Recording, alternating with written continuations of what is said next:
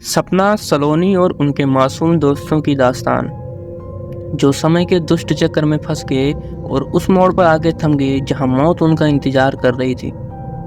तो आज की कहानी राजस्थान के कोटा शहर से जुड़ी एक सच्ची घटना की है, जिसका प्यार सफल नहीं हुआ तो वह बदला लेने के लिए शुरू हो गया। तो चलिए शुरू करते हैं आज की कहानी।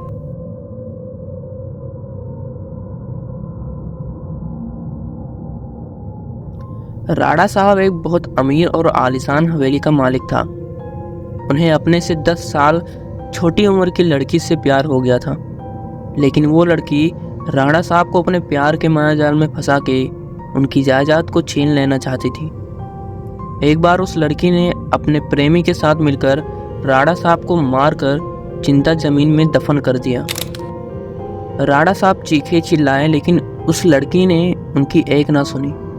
बाद में राणा साहब ने मरते मरते यह कहा कि मैं किसी को नहीं छोड़ूंगा, हर प्रेमी को मार दूंगा। जिस तरह मेरे साथ धोखा हुआ है, मैं हर प्रेमी को मिटा दूंगा, मैं सबको मिट्टी में मिला दूंगा। फिर इसके बाद राणा साहब की मौत हो गई।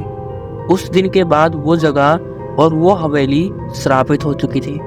वहाँ जो भी जाता था वो कभी भी वापस नहीं आ पाता था। आज भी राणा साहब की प्रेतात्मा वहाँ घूमती रहती है। लेकिन कुछ दिनों के बाद उस हवेली पे एक प्रेमी कपल वहाँ पे घूमने के लिए आए, जिनका नाम सपना और रजत था। उन दोनों की सगाई हो चुकी थी, लेकिन शादी करना अभी बाकी था। सपना अपने घर में किसी को कुछ बताए बिना रजत के साथ आई थी। सपना और रजत मजाक मस्ती में उस जगह पहुंच गई जहाँ पे राणा साहब को जिंदा दफन किया गया था। फिर अचानक रजत उस जगह पे गिर जाता है और पैर जमीन के नीचे घुसने लगता है। यह देखकर सपना बहुत ज़्यादा डर जाती है और मदद के लिए चीखने चिल्लाने लगती है, लेकिन कोई भी उसकी आवाज़ नहीं सुन पाता है।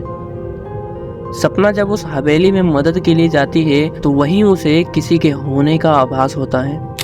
फिर अचानक से सपना भी वहीं तुरंत नीचे गिर जाती है और कोई उसका पैर पकड़कर उसी जगह पर खींच के ले जाता है जहां राणा साहब और रजत दफन हुए थे, और बाद में सपना भी उसी जगह पर दफन हो जाती है। कुछ दिन बाद जब सपना अपने घर नहीं पहुंचती तो उसकी बहन सलोनी अपने पति समीर और कुछ मित्रों के साथ उसे ढूंढते ढूंढते उस हवेली पे पहुंच जाते हैं। समीर एक पैरानॉर्मल एक्टिविटी का एक्सपर्ट है।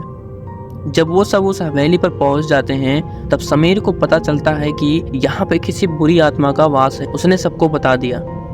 उसी रात को उन सभी के साथ कुछ अजीबोगरीब घटनाएं होने लगी, जैसे कि नल से पानी टपकना, अपने आप बेडरूम में मिट्टी का आ जाना, रूम की खिड़की अपने आप हिलने लगना, किसी के रोने की और चिल्लाने की आवाज़ें आना। फिर दूसरे दिन जब उन लोगों को पता चलता है कि उनका एक साथी गायब हुआ है, तब वो लोग और भी डर जाते हैं। लेकिन समीर बताता है कि हमें यहाँ से बाहर निकलना है तो हमें उस आत्मा को बुलाना होगा और उनसे पूछना होगा कि वो आखिर चाहती क्या है।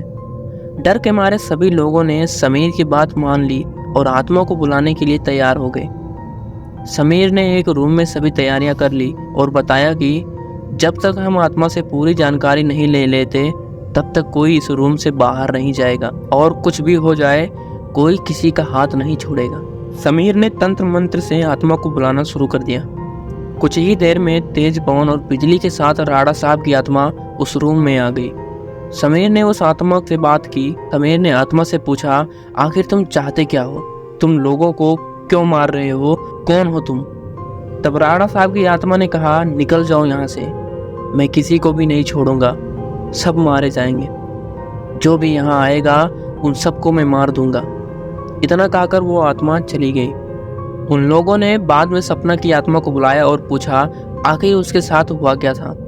सपना की आत्मा ने उन सभी को सारी हकीकत बात बता दी और बोली, मुझे राणा साहब ने जमीन के नीचे दफन कर दिया है, प्लीज मुझे यहाँ से निकालो।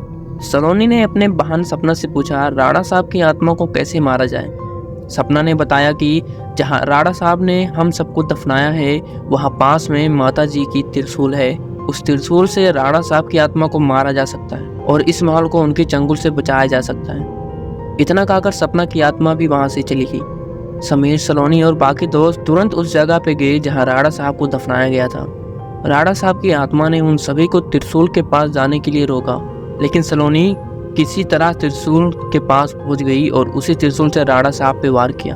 कुछ ही देर में राणा साहब और उनके साथ ही वो सभी आत्माओं को मुक्ति मिल गई। तो आपको यह कहानी कैसी लगी हमें कमेंट करके ज़रूर बताएं। ऐसी और भी कहानियाँ सुनने के लिए हमारे चैनल को सब्सक्राइब ज़रूर कर लेना। Thanks for watching.